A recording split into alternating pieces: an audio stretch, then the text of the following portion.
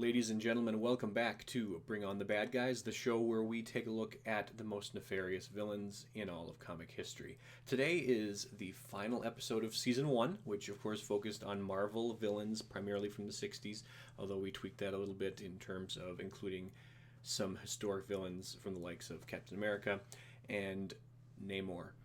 And today we are going to conclude with villains that first faced the Avengers in the 1960s. And it's a little tricky because a lot of Avengers villains, due to the nature of the Avengers being a team of superheroes, a lot of the villains fought the heroes on their own, either before or after meeting up with the Avengers in battle. And those characters we kind of disqualified, just for accuracy's sake, in that they are primarily, for example, Loki, obviously a primary antagonist of Thor, and also the first villain that the Avengers fought. So moving those villains away from the picture that are primary antagonists for individual members of the Avengers allows us to explore some more villains rather than just repeating some people that we've covered already. So that all being said, we're going to move on to the first person on our list, who ranks at number 10, of course, and that villain is the Grim Reaper. And the Grim Reaper's real name is Eric Williams, and he first appeared in Avengers number 52 in May of 1968. And his place of origin is Paterson, New Jersey, in the good old US of A. And he was created by Roy Thomas and John Buscema. And we're going to get to the grades here for the categories, but first, of course, a quick review of what they mean. There's 5 categories worth 5 points each. Personality, powers, mythology, design, cultural impact are the 5 categories. Personality, self-explanatory, as are powers and design. Mythology is everything that takes place in the pages of comics.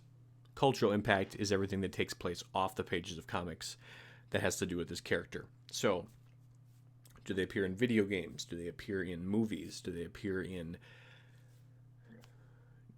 recordings of one variety or another? And you'll see what I mean by that a little bit later on this episode. So, the Grim Reaper checks in with a 4 in personality, and the Grim Reaper started off as quite a bit of a wild card, and we'll get into that with his story, but he has filled a variety of roles in his villainous career. He has led various supervillain teams.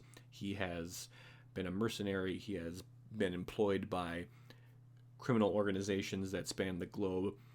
He's a very independent villain, more than willing to work solo or with a team, be in charge, or follow orders.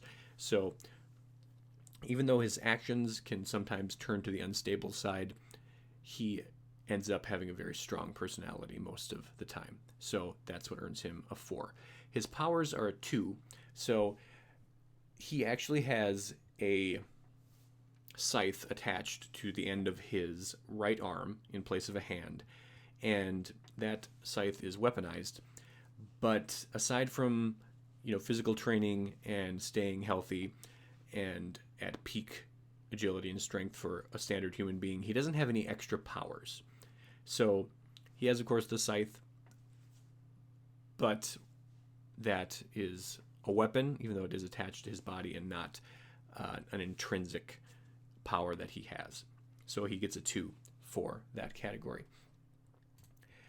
In mythology, he gets a 3, and he does have a very interesting beginning in that he first shows up on the scene framing Black Panther for the murder of the Avengers that happened to be staying at Avengers Mansion at the time in the late 60s. And he's the brother of Wonder Man, who would eventually become an Avenger, but first started off as a nemesis of the Avengers. And the Grim Reaper, despite not really getting along with his brother, wanted to get revenge on the Avengers, who he blamed for his brother's death. So that is how he got started against the Avengers. Of course, he has quite the temper, and He's quite volatile. So after the Avengers defeated him the first time, he found other ways to torment them, such as organized crime. He joined up with Nefaria for a while. He founded a few supervillain teams.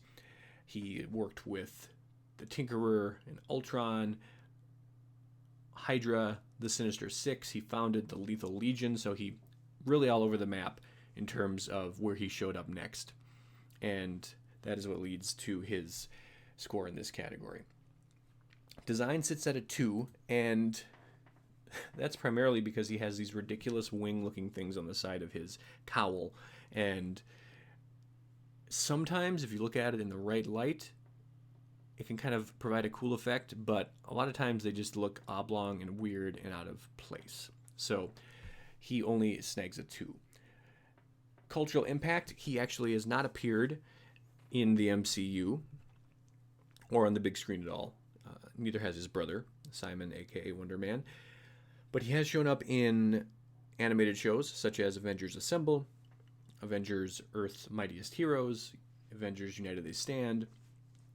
He, in video games, is a boss that you have to battle in Captain America and the Avengers, which was both arcade and platform.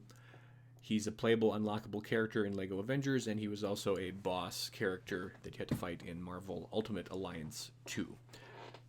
So as we move on to see perhaps more Avengers, perhaps Wonder Man in the Marvel Cinematic Universe, perhaps we'll also see Grim Reaper eventually. Going to number 9, we have the Swordsman. And the Swordsman's another complicated villain, although in his case it's more due to the fact that he spent some time as a hero as well. His real name is Jacques Duquesne, and he first appeared in Avengers number 19 in August of 1965. His place of origin is a little fictional country called Sin Kong, and that's located in Southeast Asia, close to Vietnam and Thailand. And it was also, in the Marvel Universe, a French protectorate, which is why someone French ended up being born and raised in that area of the world. He was created by Stan Lee and Don Heck. And moving to his abilities, his point totals. Personality is a 3. As you can expect, someone who is a swordsman, has a French name, has a dashing mustache, is usually portrayed in the pages of the comics as dapper and dashing and adventurous. And he's always been more of a freewheeling character, willing to set out on his own, but never willing to turn down an adventure. So a solid personality, nothing too special, but also a pretty solid character in general. Powers earn him a 3, and there are some similarities between the Swordsman and Grim Reaper in terms of powers, in that the Swordsman is a top swordsman, as for lack of a better word, and he is one of the best, if not the best, person to sling the blade in the Marvel Universe. Basically, Hawkeye is to bow and arrow and archery as the Swordsman is to sword fighting. And he actually has a bit of a history with Hawkeye, as they met early on in both of their careers. The Swordsman acted as a sort of mentor to Clint Barton, and then Barton turned against him when he discovered that the Swordsman was actually stealing money from the circus performances that he and Hawkeye were putting on as part of a circus troupe. And that gets into his mythology. But to finish up the powers section, the reason that he gets a 3 and the Grim Reaper gets a 2 is because, the Grim Reaper, there's no grand prize for being the best scythe welder in the Marvel Universe. He's got a scythe. It can be a little clunky sometimes. I have oftentimes wondered why it doesn't clang into people more often. But the Swordsman is the best of the best at wielding the blade.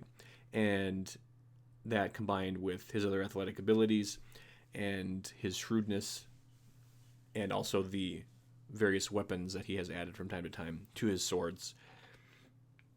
That all combines to earn him a 3. Mythology also earns him a 3, and we touched on his origins a little bit. Due to his origin in Southeast Asia, he ends up working for the Mandarin, and that is how he first encounters the Avengers as an undercover agent. The Mandarin actually sends the Swordsman to infiltrate the Avengers and act as a secret agent, basically, for the Mandarin.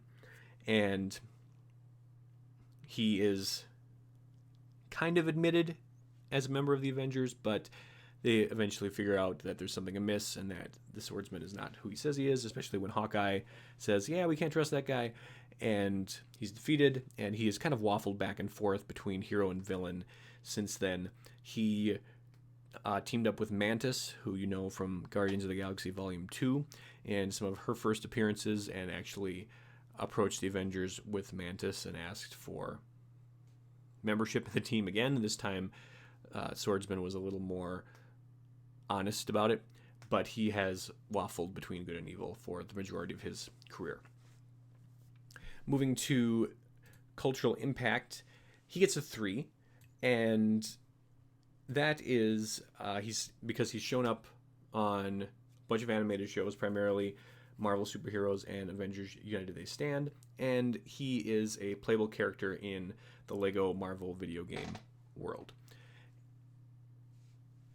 So that is the Swordsman. Number 8, we have Atlas, which was not the name he went by when he first debuted. So Eric Jostin is the real name of Atlas. He first appeared in Avengers number 21, and he hails from Milwaukee, Wisconsin, in the U.S. He was created by Stan Lee and Don Heck. Personality is a 2. Eric has never been charismatic, really, in the least. Oftentimes, if he is on a team of villains or anti-heroes, he might be one of the most powerful characters on the team. However, he's never wanted to step up as a leader. He oftentimes likes to run away from his problems rather than facing them. He can be timid in certain aspects, and so not a very strong-willed character, so that's why he earns a 2. Powers are a 4, and if you're watching this, you can make out in his hand he's actually holding 2 full-size human beings, and cut off in the picture is a house where you see splintering because he has grown up to crash through the roof of the house because he uses Pym particles to change his size. He also has super strength. He has quite a bit of range in his power sets. Sometimes he's been able to generate ionic blasts. He can be essentially immortal, basically, depending on the story that you're reading, and invulnerable based on some of the scientific treatments that he's had. Superhuman strength, durability, stamina, and of course he has a background in military training and as a pilot. So he, despite his meager personality traits, is quite the antagonist to go up against. Moving to mythology, he gets a 4, and he's got some very quirky kind of twists in his career. He starts off working for Baron Zemo when Baron Heinrich Zemo is hiding out in South America. Zemo dies, and Eric Jostin returns to the compound and wants to use the experimental scientific devices that turned Simon Williams into Wonder Man he wants to turn them on himself and get basically Wonder Man's powers, because Wonder Man is also not in the picture at this point. Enchantress, who works with Zemo and the Masters of Evil, notices him and says, I will help you run the experiment, which turns out a little differently than Wonder Man's experiment, but Eric gets his first superhuman powers at that point and goes by the name Power Man, because at this point Luke Cage did not exist, was not created until the early 70s. There's actually a fun little battle between Jostin and Luke Cage as they're fighting over who gets to actually be called Power Man. And Luke Cage actually wins, even though he doesn't stick with the name throughout the years. Eric has gone by a lot of different names throughout his supervillain career. He's been known as, of course, Power Man to start, the Smuggler, Goliath, as he kind of absconded with the name of of Clint Barton and Hank Pym that they used early on in their days with the Avengers, and eventually to Atlas, which is why we listed him as Atlas here, because in the late 90s he took on that name.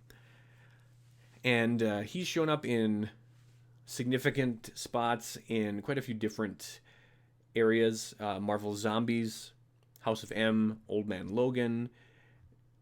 He's dealt with Spider-Man, Monsters Unleashed, Secret Empire. He was a member of the Masters of Evil and also the Thunderbolts, who may or may not be getting some MCU treatment in the near future. So that's Atlas, and design for Atlas is a 3, and it's pretty common, especially in the early days, for both heroes and villains to have uniforms that have like the first letter of their moniker on them. So Superman, for example, has the S.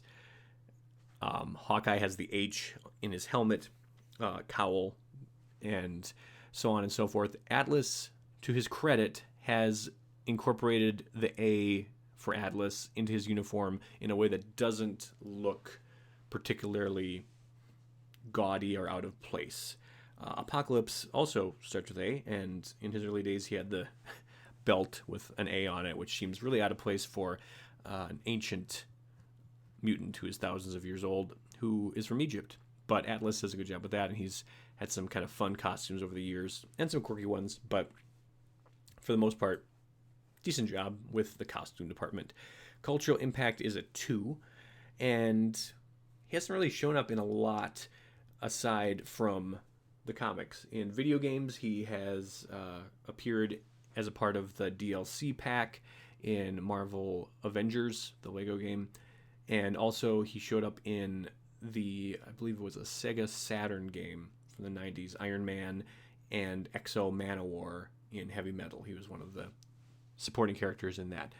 As far as the TV aspect of things goes, he showed up in his Power Man persona in the 60s Marvel Superheroes animated show, and he also showed up in Avengers Ultron Revolution, which is an animated show, more recent in history. Moving on to number 7, we're going to just do a really quick summary of Immortus at number 7, because his character is really complicated, and we're going to have to address that a little bit later on in how another character is also very complicated. But Immortus' real name is Nathaniel Richards, and yes, that is the same Richards family as the Fantastic Four, Mr. Fantastic, Invisible Woman, their children. And he first appeared in Avengers number 10 in November of 1964. And his origin is actually a different universe than the main Marvel universe. So the main Marvel universe that most of the story takes place in throughout the years is the 616 universe. This version of Nathaniel Richards is from the 6311 universe. So he's from Other Earth, which is a very creative name for an alternate reality, planet Earth. And that is his universe, 6311. He was created by Stan Lee and Don Heck. Personality 3, powers 3, mythology 4, design 3, and cultural impact 2. Immortus has a very clever cameo appearance, and it's the only time he's ever appeared on television. It's in the 90s X-Men animated show, and there's a story arc where Apocalypse is basically trying to take over the time stream, and he brings a lot of psychic characters such as Professor X into this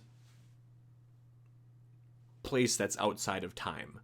And there's a janitor that's there who is kind of a curmudgeon-y old fellow that has to deal with the coming and going of the people to the axis of time. And once the story arc ends, Bishop, the X-Man Bishop, who is a time traveler as well, and is a very key hinge in defeating Apocalypse, Bishop leaves. He's one of the last. He is the last to leave, and the janitor / custodian of this area morphs into Immortus, and it actually was Immortus the whole time, who has quite a bit to deal with in terms of time travel. He's also the Lord of Limbo, so he has access to demons and other sorts of entities that live in Limbo, and is able to bend them to his will and use them as soldiers and weapons and such. We're going to be a little bit more detailed about Immortus a little later, and you'll see why. For now, we're going to move to number 6, Count Nefaria. And this gentleman, his real name is Lucino Nefaria, and he first appeared in Avengers number 13 way back in February of 1965. He hails from Italy, Rome to be specific, and was created by Stan Lee and Jack Kirby. His personality is a 4, and Count Nefaria was one of the earliest arch-villains to show up in Marvel Comics that had a concrete handle on organized crime around the world. So maybe nowadays we think of people like Kingpin as someone that has great connections around the world in organized crime. Count Nefaria was one of the first, and he was very intimidating, very charismatic individual, very dapper, commanded respect and attention, and you didn't want to cross him. Powers are a 4. They weren't always that way. For quite a significant chunk of time, Count Nefaria is just kind of an ordinary human being, smart, good with technology, but more of a mastermind, a criminal mastermind, as opposed to a physical threat. But he's also very adaptable. So throughout the years, he would work with technology, he would work with supervillains, he'd work with hiring out marauders and assassins and such, and eventually he decided, well, these people aren't doing the job I want them to. We're going to take their superpowers away from these villains, and I'm going to have them. So he used technology that he absconded with from Baron Zemo to transfer powers to himself that used to belong to Power Man, so Atlas that we mentioned before, Whirlwind, who we talked about in the Ant-Man segment, and Living Laser, who didn't quite make this list. And that results in someone who is not only a very highly skilled planner, but gave him superhuman strength and stamina and the ability to fly, and had limited teleportation, as well as being able to manipulate ionic energy. So very significant increase in powers there, as he was able to take on the Avengers more on a face-to-face note rather than just working from behind the scenes. Design, well, we skipped mythology. My bad. And you heard a little bit of it already, in that he has been the mastermind behind the Magia for a lot of his career. He has showed up in the Legion of the Unliving story arc, which is where the Avengers had to face zombies and monsters, and Count Nefaria was behind a significant amount of that. Old Man Logan, he shows up. Siege, and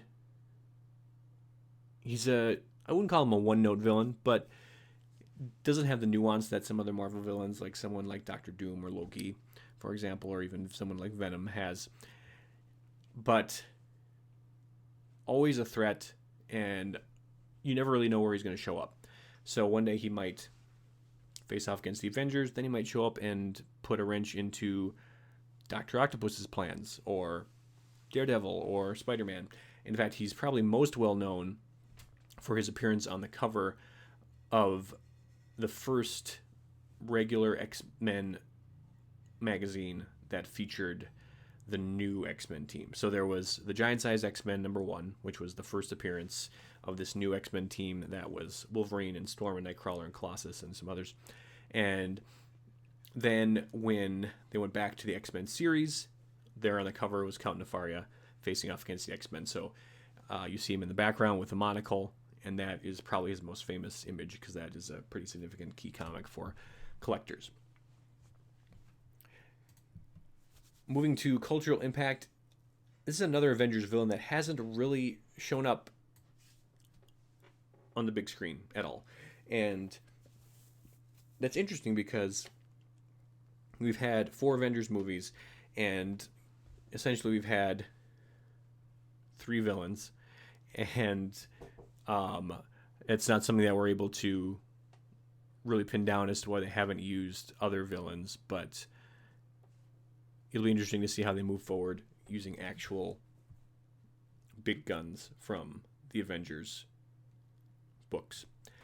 So that's Count Nefaria. Going on to number 5, we do have a familiar face. Oh, I did forget to mention Count Nefaria. He does show up in Lego Avengers. He shows up in a couple animated shows, Iron Man Armored Adventures, and the 60s Marvel Superheroes shows. So there's that. Going back to number 5, the Collector, who we do know from the MCU, although he hasn't really appeared as a significant villain. The Collector is one of the elders of the universe, and he first appeared in the pages of Avengers 28 in May 1966, and his real name is Taneleer Tivan, and you actually do hear that name show up in the MCU in Guardians of the Galaxy, and he is from the planet Cygnus X1, so obviously alien. And a quick summary of what the Elders of the Universe is. They're a group of people that existed very close after the Big Bang. And they all possess what is called the power primordial, which is residual energy that was left over from the Big Bang and was absorbed by these individuals. So they have essential immortality, very vast intelligence and intellect, usually very enhanced strength, and they all usually have a niche that they like to focus on because they are immortal and have a tendency to get bored because they are alive for a long time, and they have been, and they continue to be. So the Collector's little niche is obviously collecting things, and that's brought him into conflict with people quite a few times. We see Mythology 3. He is a little bit of a one-note villain, although he can provide some interesting stories. He first shows up against the Avengers where he kidnaps Wasp, and then, of course, the other Avengers are like, hey, you can't just kidnap people and keep them as part of your collection / living zoo or whatever. And so they go to rescue her, and that's the way a significant amount of his plots, at least early on, went. Personality of 3. For a Elder of the Universe, he is a pretty static individual and very focused on his collection, not really very ambitious outside that realm.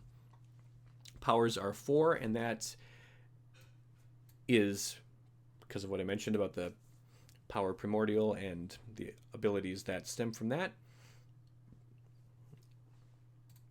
And then we go to Mythology, which we've talked about already. That gives him a 3. And design also a 3. So at the beginning of his career, he looked actually more like a Caucasian version of Thanos. He had more of a chubby face, wasn't very skinny, had the kind of dimply grooved chin that Thanos also has, and not raggedy, but very wild hair, very wild looking individual. And of course, if you've seen Guardians of the Galaxy and his other appearance in the MCU, his other appearances, I should say, is he's a very nice dresser in the MCU, as he's played by Benicio del Toro, and that is what they've made him into in more recent memory. So older costumes, not always great. Newer costumes, extravagant and definitely cooler. Cultural impact 4, of course, we mentioned his appearances in the Guardians of the Galaxy movie, and he also shows up in Thor: The Dark World in the after credits scene, and as a very small cameo in Avengers Infinity War. He, getting ahead of myself, doesn't show up a lot in other how do I put this? In other Avengers-related things, he's more of a relegated to outer space, as is tend to happen because he collects things from outer space. So video game appearances include the Telltale series of Guardians of the Galaxy, Disney Infinity. He's a playable character in Lego Avengers. As far as animated shows, Guardians of the Galaxy, Ultimate Spider-Man, Hulk, and the Agents of Smash. So decent amount, of course, very significant role that he plays in the MCU. Moving on to number 4, we have his fellow Elder of the Universe, the Grandmaster. So he's another one of the Elders of the Universe. And he first appeared in Avengers number 69 in October of 1969. So just barely qualifying for this list. And his real name is Endwi Gast. So it's pretty understandable why they'd want to call him the Grandmaster instead of that. And we actually don't know where he's from originally. We just know that he was around at the beginning of our universe and absorbed the same power as the Collector. And he was created by Roy Thomas and Isao Buscema. And looking at his personality, again, we're talking about the Elders of the Universe, and they are not one-note characters, but they are characters that have a very specific focus. So the Collector focuses on his collection. Grandmaster focuses on playing games, usually at a cosmic level. And to that extent, he's very shrewd. He knows how to play the game, is the stereotypical way of putting it. And he is always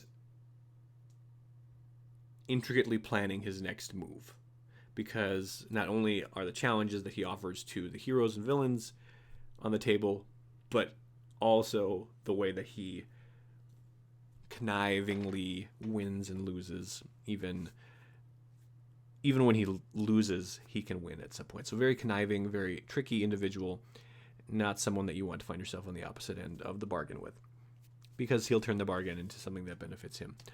Powers 4, and very similar powers to the Collector. The Grandmaster is a little more willing to display them. He shows off a little bit more. And you might wonder, well, these people have this intense cosmic power, and they're only a 4, whereas someone like Galactus is ranked at a 5. And that's because these characters, Grandmaster and the Collector, they're very powerful, but not necessarily powerful on a universal level, like someone like Galactus, who eats planets essentially, and they have very extensive lives. They're immortal, and they have a certain amount of sageness to them as well, but they don't have the raw destructive power of someone like Galactus, and their power is a little more nuanced.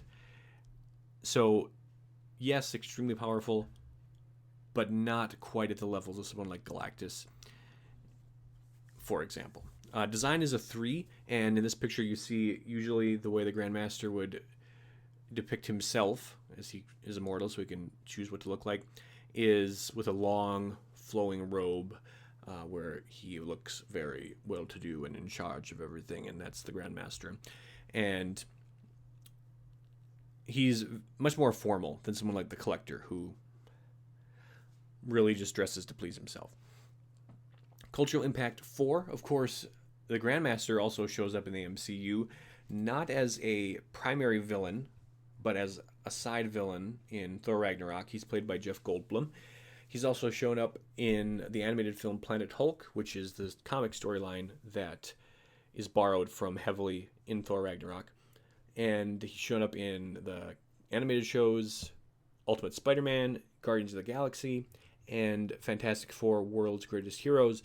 And the episode that he's in the Fantastic Four show is one of my favorite Marvel animated episodes ever, where he basically sets up a challenge between the Fantastic Four and some of their enemies. And it's very well done, very very funny at times, and very poignant at other times. So great episode to check out, especially if you have something like Disney+. He's a playable character in Marvel Lego games. And actually in Marvel Superheroes 2, the Lego game, he has a room set up aside for him. It's more of a cosmic room that exists outside of Avengers Mansion, but you go into the room and it's a kind of a game room, so you can unlock different challenges. You can gain access to some of the Infinity Stones, replay missions, and all that from the game from the Grandmaster's room. And you can also choose different scenarios that he can set up and you can play through again, which is kind of a fun thing, although he stares at you the whole time and makes you feel very intimidated. Moving on to number 3, we have a group I wasn't 100% sure if I wanted to include them, the Masters of Evil, and that's because it seems like almost every villain under the sun has been a part of the Masters of Evil, because Baron Zemo formed them as a specific foil to the Avengers. So it's not like, the Magia or Hydra, for example, that are like, we're going to form this group to take over the world. Oh no, we ran into a superhero or a super team and they're trying to stop us. The Masters of Evil are very specific to the Avengers, where that's why they were created originally, to fight the Avengers. So that's why I did decide to include them here. They first appeared in Avengers 6, and I have their place of origin as South America because that's where Baron Zemo was hiding out when he began his recruitment drive. They were created by Stan Lee, Jack Kirby, and Chick Stone. Of course, the characters that are part of the Masters of Evil were not necessarily created by those same people. And there have been a significant variety of characters to be on this team. Of course, Zemo started out, the Melter, Radioactive Man, Black Knight, as you see on the picture here, Enchantress, and the Executioner, Ultron, some very big names belonging to the Masters of Evil. Personality is a 3, and I typically put personality as a 3 when we're dealing with groups because there's such a wide variety of characters there. Powers 4. Again, not all the characters are as powerful as all the rest, but when you're dealing with a group that has some Asgardians as well as a top secret Nazi scientist and some very highly powered evil characters, then you're going to run into a lot of dangerousness in the powers category. Mythology 4, Masters of Evil, have been around for a long time, so they, of course, have impacted the Marvel Universe in a significant way. Once villains started crossing over more often, you had,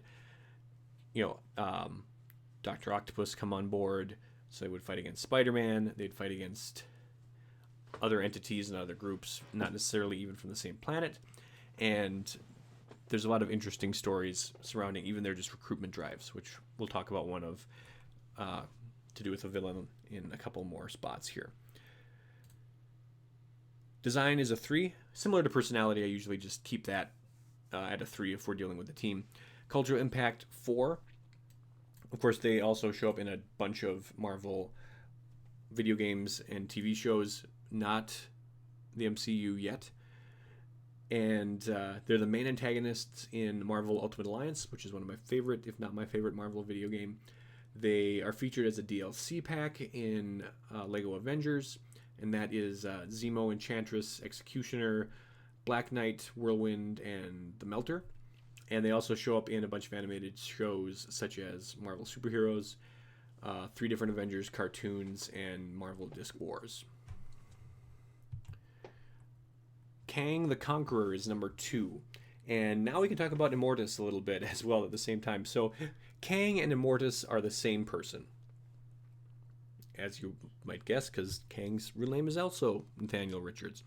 And Kang first showed up in Avengers number 8, which was from 1964 in September. And you see there his place of origin, Other Earth, the 6311 universe. And Stan Lee and Jack Kirby were his creators. And so if we were to really get into all the details with Kang and Immortus and Kang's other identities, such as Rama-Tut and Iron Lad, there's a lot of confusing lines, and it basically all goes back to the fact that Kang is a time and space conqueror. So he is a master of time travel. He will travel to different parts of different histories, different universes, different Earths around other planets, and because he has continual access to the time stream, sometimes versions of him show up that aren't the same as the main version, who is Kang. And one of those is Immortus, who is actually a future version of Kang the Conqueror, who gets a little bit bored with the conquest and decides to rule Limbo instead. And that's where Immortus comes into play. So Kang's personality, this version, this main quote-unquote version of Kang, is a 5. So Kang has got everything. He's a technological wizard. He has probably more knowledge about time travel than anyone in the Marvel Universe. He's a very good hand-to-hand combatant. He has a lot of great technology at his command. And he also has a bit of a romantic spot in him, as he's motivated also at saving the love of his life, Ravonna, in some cases. So, very smart, very charismatic, leader of many armies throughout time and space. Powers are a 3. Despite all that, he is a human being.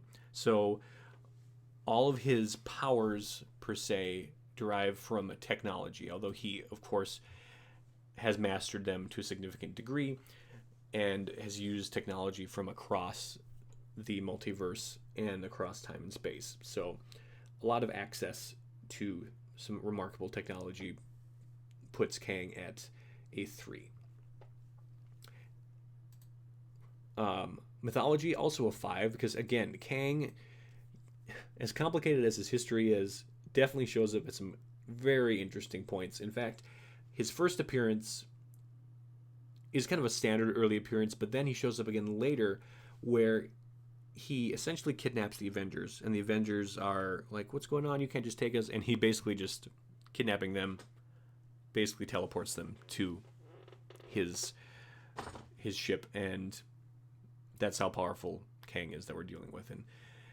And the Avengers are like, that's not cool, man. We need to put you in your place. And actually, Black Panther, who had arrived before the rest of the Avengers and had heard the story from Kang, is like, hang on, we actually need to be on Kang's side. And there's this whole battle that Kang very irresponsibly, if you're an Earthling, engaged in with the Grandmaster, where Kang and the Grandmaster were fighting in a kind of cosmic chess scheme or chess game. And Kang needed people to fight on his behalf, and he chose the Avengers because that's what smart people do. They pick the most powerful characters, and Kang and the Avengers actually end up winning. So a lot of really great stories with Kang, and of course a lot of that has to do with the time stream and how he flows in and out and jumps from one time to another, and you can never really tell where he's coming.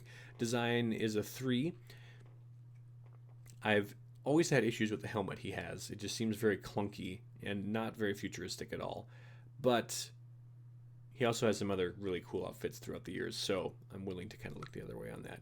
Cultural impact, also a 3, although that might change because, well, for starters, this is who I was referencing when I was talking about recordings, because there's a band called Ukla the Monk, and they have a album called Versus Evil, and there's a song on that album that is devoted to Kang the Conqueror. So that's the recording I was referring to. But Kang is the main antagonist in Lego Marvel Superheroes 2, also an unlockable character. And he actually also shows up in the post-credit scene to warn the Avengers that something else is coming. So that's interesting.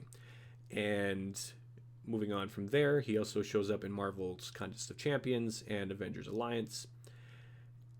In the television world, his Ramatut identity shows up in the Fantastic Four animated series in the 60s. Avengers United They Stand actually features my favorite non-comic Kang storyline, in that Kang shows up and says, hey, Captain America wrecked the timeline. And I'm wondering if that's something they'll also use in the MCU, because rumor has it that Kang is going to show up in Ant-Man 3, whatever that ends up being called. And the other rumor is that Jonathan Majors, the actor, has been cast as Kang the Conqueror, although it's not 100% confirmed, just very heavily suggested. So we're going to wait to for sure say that. But for now, he only gets a 3 for cultural impact. last but not least, we have one of my favorite villains, Ultron. And he first appeared in the pages of Avengers number 54 in July of 1968. His place of origin, New York City, in one of Hank Pym's labs. And he was created artistically, you might say, by Roy Thomas and John Buscema again. His power scale, personality 4 for a robot / android / whatever you want to call Ultron, artificial intelligence.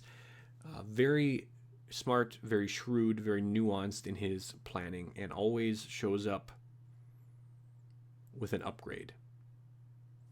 And the upgrade is something that he has usually mastered and decided on as a way to combat the Avengers and other heroes. Powers are 4, and Ultron is essentially a sentient artificial intelligence, and in that capacity,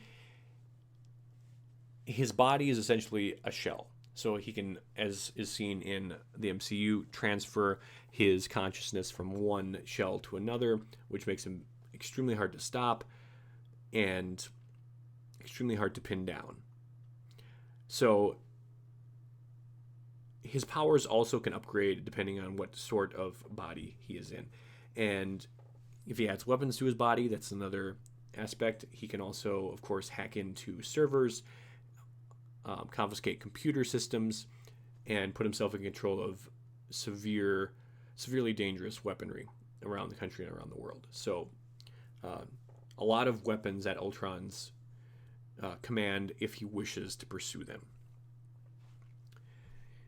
The next category, of course, mythology. And Ultron has a lot of really great stories, including Age of Ultron, which is significantly different from the movie.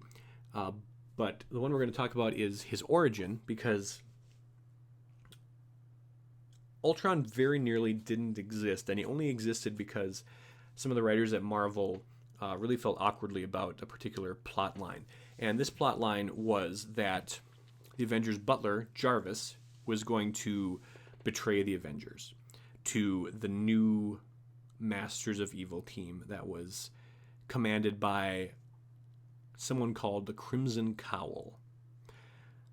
So, the Crimson Cowl, as you might guess by the name, is shrouded by this red cloak that's pulled up over his head and doesn't reveal his identity, and does recruit the team of the Masters of Evil, the second iteration of that dastardly group.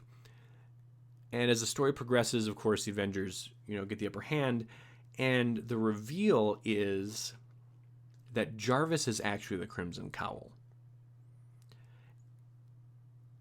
And so there's some confusion, like, well, if Jarvis is the Crimson Cowl, then how did he talk to the Crimson Cowl, in front of all these other villains? And the other villains were intimidating Jarvis and so on. And Ultron is revealed because they pull the Crimson Cowl off this person that you're not sure who it is, and it's a robot. And everyone's just like, oh my gosh, it was Jarvis the whole time, and he just had this robot sitting in for him. And in between that issue and the next issue, the Marvel writers got together and were like, I don't really think I buy this whole Jarvis is a supervillain thing. Like, Jarvis, snuck off, recruited this new bunch of villains to be the new Masters of Evil, and then also had time and the wherewithal to build a robot to take his place. So they changed it. They stopped on a dime and changed the story and said, actually Jarvis isn't the villain. The villain is the robot, who is Ultron. And the next time Ultron shows up is, of course, he creates the Vision and sends the Vision after the Avengers, and the Vision ends up turning on Ultron, and there's some some kind of creepy stories, some very exciting stories. Ultron, when he's involved, is usually a good read. So, Mythology 5. Design 4. Although some of his bodies, you might say, are kind of clunky looking and uncreative, there's also a very significant portion of them that are very cool looking, including this picture right here where he is actually working with the Phalanx, who are an alien race. But a lot of cool versions of Ultron out there. Cultural Impact 5, and he earns that ranking because, of course, he is the main villain in an MCU film, played by, of course, James Spader. And I don't believe that we've seen the last of him. He is a artificial intelligence, after all, and not limited to any particular form or body. So I definitely think that we have a chance of seeing him again. He's also shown up in a bunch of different animated shows, such as Avengers Assemble, Marvel Disc Wars, Avengers United They Stand, Earth's Mightiest Heroes. He's a boss villain in several video games, Captain America and the Avengers, Ultimate Alliance, Marvel Superhero Squad Online. He's a playable character in the Disney Infinity game, as well as in Marvel vs. Capcom Infinite. So definitely have felt his impact both on and off the pages of the comics. That concludes our list. We'll review really quick before we say goodbye. Grim Reaper at 10. Number 9 is the Swordsman. Number 8 is Atlas, or Power Man, if you want to call him that still. Immortus at number 7. Count Nefaria. The Collector is number 5. Grandmaster is at 4. The Masters of Evil at number 3. Kang at number 2, and just to clarify, the reason that I did include both Kang and Immortus, even though they are the same person, is that they are such distinct personalities that they essentially do qualify as different villains. Very different modes of operation and such. Ultron is at number 1, of course, as we just went over, and that is all she wrote for the top 10 Avengers villains. We're going to take a little bit of a